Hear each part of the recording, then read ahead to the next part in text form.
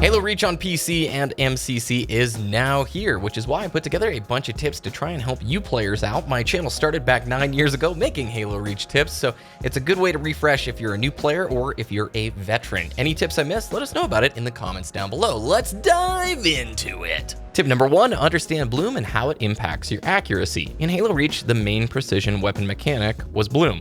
The faster you fire your weapon, the larger your crosshair grows. This expanded crosshair represents the range at which your shots have a chance to land.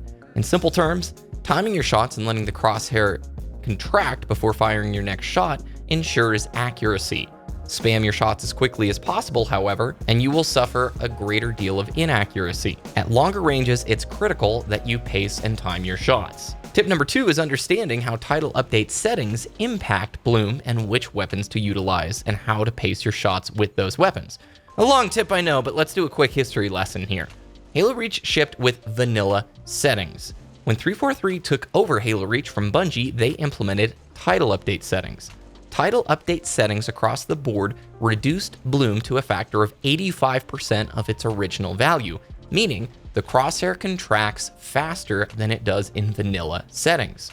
What that means for the DMR is you don't have to pace your shots as slowly to ensure accuracy. But for certain weapons, like the needle rifle, this 85% bloom factor essentially made it the same as zero bloom.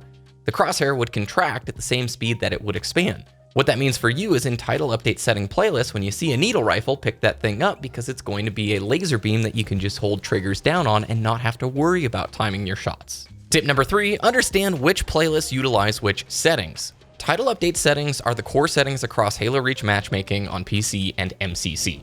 Those are the core Slayer and objective game types, as well as SWAT, snipers, and action sack.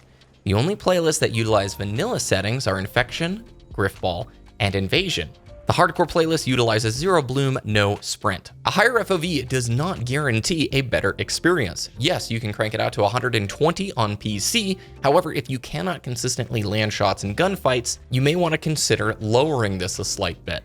I run at 103 because that's what's comfortable for me. This will be different for every single player. Tracking is everything when it comes to Halo gunfighting. Finding a sensitivity for controller or mouse is crucial. If you're playing on controller on both Xbox or PC, set your aim control to the modern setting. This is a setting that was implemented into MCC not too long ago, and it really impacts how the controller handles diagonal movements. To put it simply, it behaves in a more predictable way when you're aiming at a diagonal angle. I recommend you set it to modern first, and if you have issues, then you can try the legacy style. But for most longtime MCC players, this is a fantastic addition that improved the aiming experience. A word of caution, if you're playing on PC, the frame rate limit when it's set to unlimited gives you unlocked frame rate. However, it was noted in the last MCC development update prior to the release that there are still issues with this option. And I quote, "The way variable frame rate was built for Halo Reach on PC created a variety of negative side effects and issues ranging from increased mouse input delay to instability. The team has improved the unlocked frame rate option since the last Halo Reach PC flight,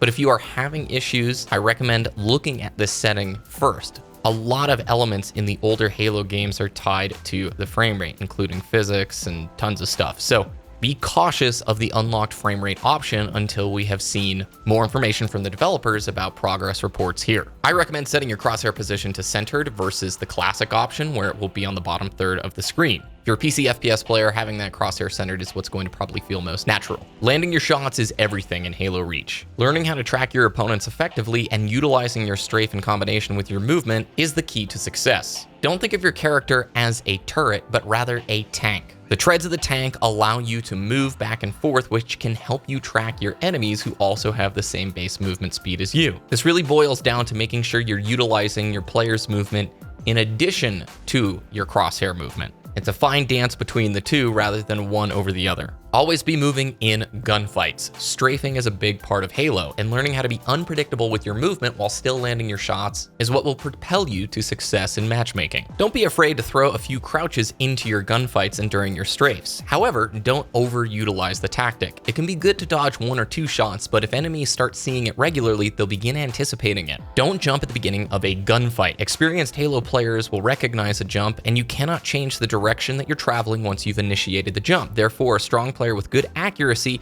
is going to be able to land 1 or 2 additional shots as they judge the arc of your jump. Throwing a jump in near the end of a gunfight can be a great way to try and throw off that last shot, as well as Gandhi hopping to make your head hitbox even tougher to hit. But if you are throwing in jumps in the middle and beginning of gunfights, experienced Halo players will easily land shots on you since you cannot alter your direction during the arc of the jump.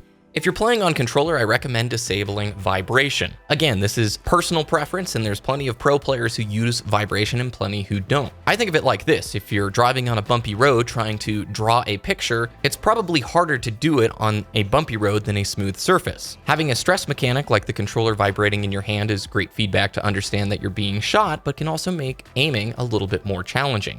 The game supplies you with all the visual feedback you need to understand when you're being shot at. Some players love this tip and other players completely rely on vibration still. Use what is most comfortable. One more for controller players is finding a sensitivity that benefits you. Most pros play between sensitivities 3 and 6. That doesn't mean that there aren't those that play on 2 and below or 6 and above. However, the majority fall within 3 and 6. Find a sensitivity that generally feels comfortable to you and then stick with it for a minimum of a week.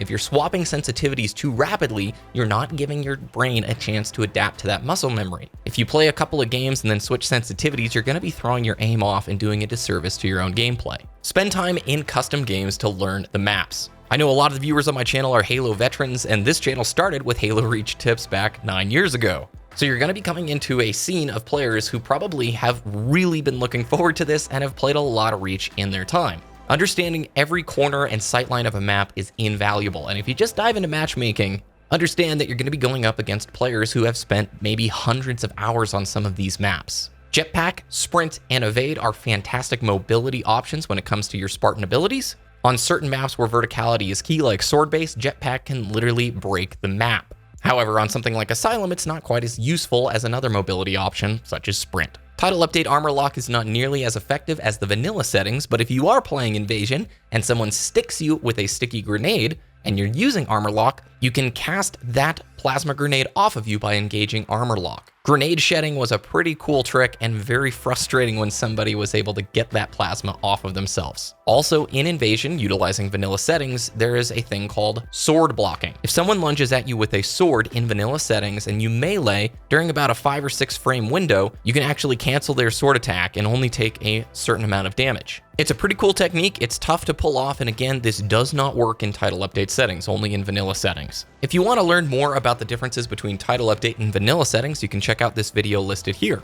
Use whatever input device feels best for you. There's a lot of talk about Halo Reach on PC because controller players have aim assist. Well, that's the same way like Modern Warfare is and plenty of other games. There are going to be great players on controller and great players on mouse and keyboard, and you should use the input device that you feel most comfortable with. I want to reinforce how important tracking is for Halo. It's not about landing one singular shot, it's about landing a shot string consistently over and over again in gunfights. Landing on a sensitivity that allows you that fine-tuning accuracy is more important in Halo than being able to spin around real quickly to prevent flanks. Therefore, if you're new to PC FPS games and you'd like to learn a bit more about aiming, the benefits of arm movements versus wrist movements, you can check out this video that I did with SteelSeries talking about how you can improve your aim on PC. Set your crouch to push to crouch and not toggle to crouch. This is so that you can Gandhi hop. Gandhi hopping is a technique where you jump in the air and you spam crouch in the hopes that you slightly shift your head's hitbox up and down, making it harder for an opponent to land a final shot on you. Once your shields are broken, it's one headshot and you are out. However, in Halo Reach, you have a health pool, and that means if the opponent cannot land that final headshot and is landing body shots while you furiously Gandhi hop, you buy yourself a little bit more time to get out of a situation and potentially win what would have been a losing gunfight. If you're playing on MCC for Xbox, watch your replays back. One of the fastest ways you can learn is watching your gameplay back and seeing what worked and what didn't work. During the moment, it's really tough to analyze and criticize your play, but after the fact, you can do a really great service to your improvement speed by watching your gameplay and seeing how you performed. If you're on PC, maybe you can record your gameplay using some of the free recording options that are out there, because right now, Forge and Theater are not yet in the PC versions of Halo MCC, as they are getting further work from the developers and hopefully will be arriving early in 2020. I think that's a good list of tips for right now. I'm going to keep playing MCC and I'll be back with more here on the channel. If you found any of these helpful, please let me know with a thumbs up or subscribe to the channel so you see all the uploads that are coming your way. Hit the little alarm bell so you don't miss any of them. And if there's any tips that I missed that should be shared with the community, throw them in the comments down below. Follow me over on Twitter at BBK Dragoon. Thanks so much for watching. Hope you guys have a great rest of your day, and I will see you again very soon.